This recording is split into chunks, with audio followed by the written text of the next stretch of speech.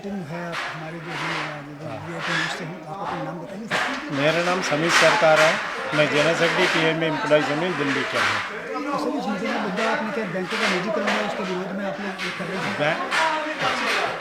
ये जो बैंक है बहुत ही मेहनत से हमारे पूर्वज ने 1969 में बैंक नेशनलाइजेशन किया था, लेकिन जब से ये गवर्नमेंट एट प्रेजेंट गवर्नमेंट इसको डिसमेंटल करने चाहता है, प्राइवेट हाथों में बेचने जा रहे।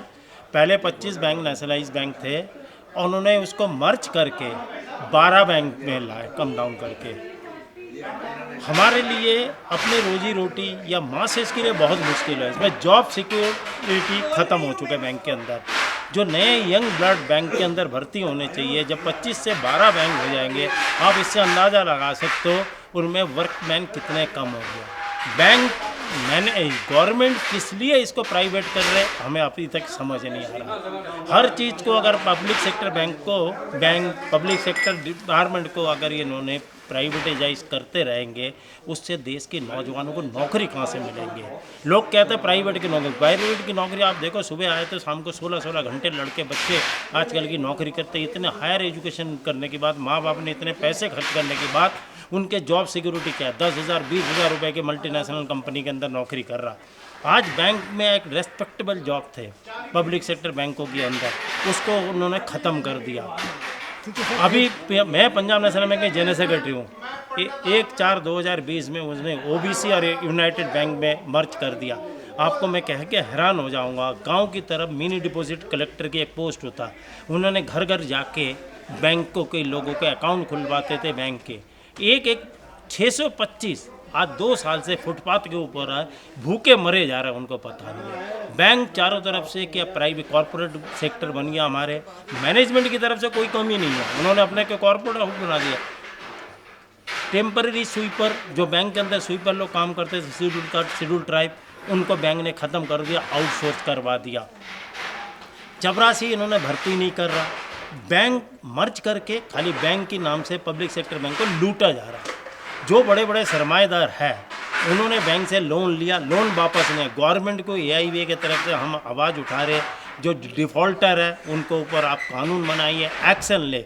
लेकिन गवर्नमेंट ना तो उनको डिफ़ॉल्टर के ऊपर कोई एक्शन ले रहा, ना पार्लियामेंट पर कोई कानून बन रहे। वो आपने अभी देखो, नीरव मोदी 13,000 करोड़ रुपये लेके भाग गया। एबीजी सीपीएट 24,000 करोड़ रुपये लोन लेके भाग गया। विजय माल्या के आपने नाम सुना, किंगफिशर आज बंद पड़ा है। ये लोग फॉरेन कंट्री में भाग जाते बैंकों के पैसे लूट के। बैंक गवर्नमेंट कोई एक्शन ले रहा। एबीजी सीपीएट के देखो 28 पब्लिक सेक्टर से बैंक पे उन्होंने लोन लिया, उसके अंदर आईसीआई बैंक से भी लोन लिया, लेकिन कोई एक्शन नहीं हो रहा, कुछ नहीं हो रहा। जो कुछ गवर्नमेंट दबाए जा रहा वो गवर्नमेंट वर्कमैन को।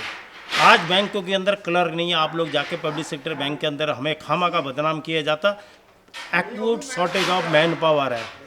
लेकिन काउंटर के ऊपर आप जाइए, कस्टमर को, बैंक एम्प्लॉयज़ को कस्टमर के नज़र से गिराने चाहते, स्टाफ प्रोवाइड नहीं करते। काउंटर के ऊपर अगर एडिक्वेट के स्टाफ नहीं होंगे तो आप लोगों को, कस्टमर को क्या सेवा देंगे। ये खाली मीडिया और न्यूज़पेपर में ये दिखाते जाते बैंक पे ओवर स्टाफ है, लेकिन बैंक के अंदर कोई ओवर स्टाफ नहीं है। आप दिल्ली शहर में, मैं दावा से कहता हूँ, किसी भी ब्रांच पे आप जाइए, मैं मीडिया से रिक्वेस्ट करता हूँ, एक्चुअल जो फैक्चुअल पोजीशन है वो आप लोग पब्लिक के सामने लाइए। कस्टमर के सामने बैंक एम्प्लॉयज़ को बदनाम किया जा रहा, लेकिन ये बैंक की गलती है। इन्होंने बड़े बड़े मशीन लगा लेते। अभी पीछे हाल ही में बताऊं आपको, बीएनए मशीन बहुत खरीद के रख देते, लेकिन जब कस्टमर को एम्प्लॉय कहते हैं जो उसके अंदर कैश जमा करो, कस्टमर हमें गाली देता है, जो काउंटर में किस लिए आप लोग बैठे हो, जो किस लिए तुम कैश नहीं लोगे। लेकिन जब हम कहते हैं बीएनए मशीन, बैंक के मैनेजमेंट हमारे अगेंस्ट में एक्शन ले लेते हैं। वो कहता है आपने कस्टमर को मना कैसे किया, कहते हैं बीएनए। तो मैं ये पूछने चाहता हूँ, लाखों रुपए के, करोड़ों रुपए के मशीन खरीदने की क्या ज़रूरत है, अगर उसके जगह 10-20 हज़ार रुपये में क्लर्क भर्ती कर ले। लेकिन ये दिखाते कुछ है और करते कुछ है। आप हर कुछ, हमारे बैंक के अंदर ना एटीएम चलते ना कुछ चलते, ये सब धांधलेबाजी है। कैश एक ऐसे सेंसिटिव जगह है, उसको भी इन्होंने आउटसोर्स कर दिया। आउटसोर्स एजेंसी जाके एटीएम पे कैश डालता, बदनाम होता bank, public sector bank employees. जबकि एक्चुअली देखा जाए, क्लर्क सबॉर्डिनेट की कोई गलती नहीं है, गलती हायर अथॉरिटी की है ऊपर के। लेकिन हायर अथॉरिटी खाली अपने गलती को छुपाने के लिए लोअर क्लास के ऊपर ये दे रहा है। मैं आप लोगों से विनती करता हूँ, मीडिया पर्सन से, मीडिया जी आप clear cut factual position customer के सामने रखिए, मैनेजमेंट के सामने रखिए, बैंक एम्प्लॉयज़ के, जिससे कि पब्लिक सेक्टर बैंक को ख़त्म ना हो जाए। हम 28-29 तारीख को हड़ताल में जा रहे हैं खाली पब्लिक सेक्टर बैंक को बचाने के लिए। अगर ये प्राइवेट हाथ में चला जाए, आपको मैं एक चीज़ बता दूं, आप उठा के देखो हिस्ट्री, कितने प्राइवेट सेक्टर बैंक बंद हो गया। अभी रिसेंटली 86 से हमने हिंदुस्तान कमर्शियल बैंक को मर्ज किया, उसके बाद ग्लोबल ट्रस्ट बैंक मर्ज हुआ। आप मेरे से चाहिए थे, मैं आपको लिस्ट प्रोवाइड कर सकता हूँ कितने पब्लिक सेक्टर बैंक को आज हमने, प्राइवेट सेक्टर बैंक को पब्लिक सेक्टर ने, नेदुंगुदी बैंक केरला की हमने पीछे उसको लिया। उसके बावजूद भी गवर्नमेंट की क्या मंशा अभी तक हमें समझ नहीं आया। हम गवर्नमेंट से भी ये कहते हैं, ये देश को आप ये डिसमेंटल मत करिए, पब्लिक सेक्टर को इनको बढ़ावा दीजिए। अगर इनमें कोई गलती होते तो आप इनको सुधारने की कोशिश करिए। देखिए एक्चुअल गलती किस पॉइंट पे है, क्या मैनेजमेंट लेवल में गलती है, क्या वर्कमैन लेवल में गलती है, क्या मीडिया लेवल में गलती है, क्या गवर्नमेंट लेवल में गलती। गवर्नमेंट को इसके लिए सोचनी चाहिए। और हम आप लोगों से एक रिक्वेस्ट करते हैं, जो डिफ़ॉल्टर है उसके अगेंस्ट पे कानून बनाए, एक्शन लिए, जिससे कि पब्लिक के पैसे बैंक पे लौट है, गरीब आदमी को पैसे गरीब आदमी को मिलने चाहिए। Thank you. आपके सर एक सवाल मैं पूछना चाहूँगा लास्ट, आपकी यूनियन जो है इसके समर्थन में कौन कौन है जो आपको समर्थन कर रहे हैं, किनका समर्थन आपको मिल रहा है, पार्टियों का या यूनियन का या बैंकों का?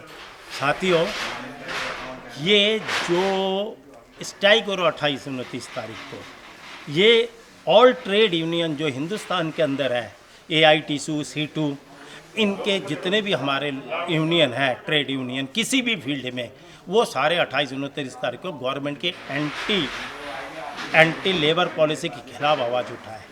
AIBA एक ऐसे संस्थान है जिसको हम बिलोंग्स करते हैं। AIBA जब से बैंकिंग इंडस्ट्री में एक ही ये यूनियन है जो AIBA, जिन्होंने डिमांड करके बैंक को नेशनलाइज करवाया था 1969 पे। आज उसी जो AIBA है, उस AIBA के साथ हम एफिलेटेड है।